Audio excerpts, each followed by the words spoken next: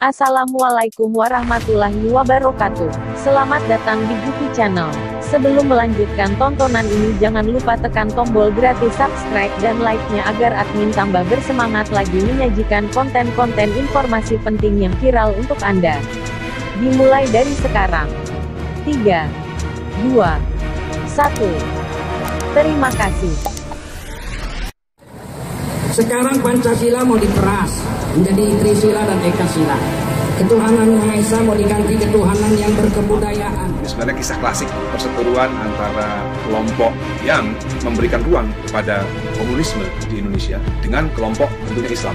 Kalau diperhatikan ya, ketika Pancasila mau diganti dengan Trisila atau Ekasila, bahkan ketika Tuhan yang Maha Esa akan diganti dengan ketuhanan yang berbudaya. Kalau kita perhatikan lagi, kalau kita lihat secara rinci ceritanya ya, kenapa hanya umat Islam yang benar-benar marah?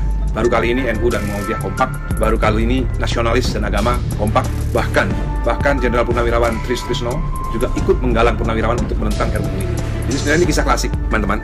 Kisah klasik dari dulu kisahnya sama, yaitu mereka yang memberikan ruang kepada komunisme. Tentunya bukan dari golongan Islam yang lurus ya. Kita bisa bicara ada golongan Islam yang lurus, ada golongan Islam yang bengkok. Golongan Islam yang bengkok ini yang selalu bisa ditunggangi oleh penguasa untuk bermusuhan dengan golongan Islam yang lurus. Ini juga kisah-kisah klasik nih, kisah-kisah klasik di sekolah dulu. Jadi mereka yang memberikan ruang kepada komunisme itu sudah jelas sebenarnya. Kalau kita belajar sejarah siapa aja, dan itu over and over again, berulang-ulang lagi, kisahnya sama sebenarnya. Jadi dulu itu teman-teman, tahun 1945 itu ketika Indonesia merdeka, itu Partai Komunis Indonesia (PKI) itu tidak pernah ikut dalam menyusun persiapan kemerdekaan. Jadi tahun 45 ketika Indonesia merdeka itu PKI tidak pernah ikut menyusun kemerdekaan, bahkan juga tidak menyusun undang-undang dasar. Sudah jelas karena ketika Indonesia merdeka, mereka tidak ada di sini, mereka tidak ada di Indonesia. Jadi kesimpulannya negara ini tidak dibangun oleh PKI. Tapi ketika tahun 1946 tiba-tiba ada Perdana Menteri dari unsur PKI. Ya itu memang bagian daripada politik luar negeri Soekarno, tapi tetaplah itu menjadi duri dalam daging di dalam tubuh dalam negeri Republik Indonesia.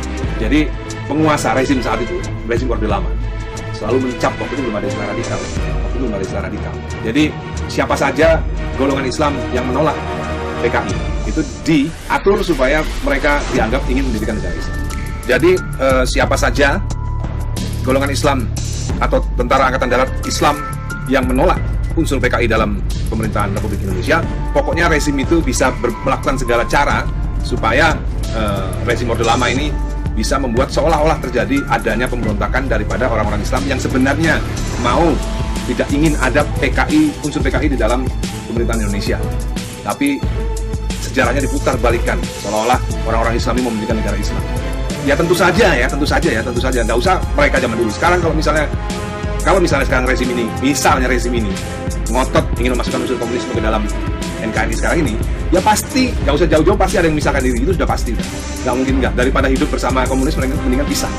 Jadi sudah jelas itu fatsumnya ya, bahwa kaum agamis ini tidak ingin ada unsur PKI di dalam pemerintahan. Kasusnya hampir sama seperti sekarang. Coba lihat ya. Jadi terbukti sekarang ini kisah klasik itu terulang lagi. Kita coba lihat ulama-ulama, kiai-kiai, ustadz-ustadz, habib-habib yang benar-benar kenceng ngomongnya soal komunisme. Hampir semuanya juga mengalami hal yang sama seperti di zaman Orde Lama. Buya Hamka dipenjara, Masyumi dibubarkan. Pokoknya siapa saja yang tidak setuju dengan Nasakom. Tapi saya berdiri di sini sebagai penyambung lidah rakyat. Hidup rakyat. Bubarkan HMI, bubarkan Masyumi. Saat itu nasionalis, komunis, dan agama, sebuah konsep dari Soekarno. Untuk teman-teman yang belum tahu, untuk generasi milenial yang belum tahu, di Orde Lama dulu ada Nasakom. Jadi Soekarno itu menggabungkan nasionalis, komunis, dan agama. Sebelum meletus G30 SPKI, Presiden Soekarno hadir pada peringatan HUT PKI ke-45 tanggal 23 Mei 1965 di Istora Senayan. Kita ulangi lagi, siapa saja, ini orang Islam terutama, yang nggak mau ada unsur Nasakom, yang nggak mau ada komnya di dalam sebuah pemerintahan Republik Indonesia, itu waktu itu tidak hanya dianggap makar, tapi dianggap mau memisahkan diri dari negara Republik Indonesia. Kalau sekarang masih dianggap tersangka makar, masih mending kalau sekarang ya. Tapi kan kita juga nggak tahu keseriusannya sejauh apa rezim ini punya indikasi untuk kembali kepada Nasakom.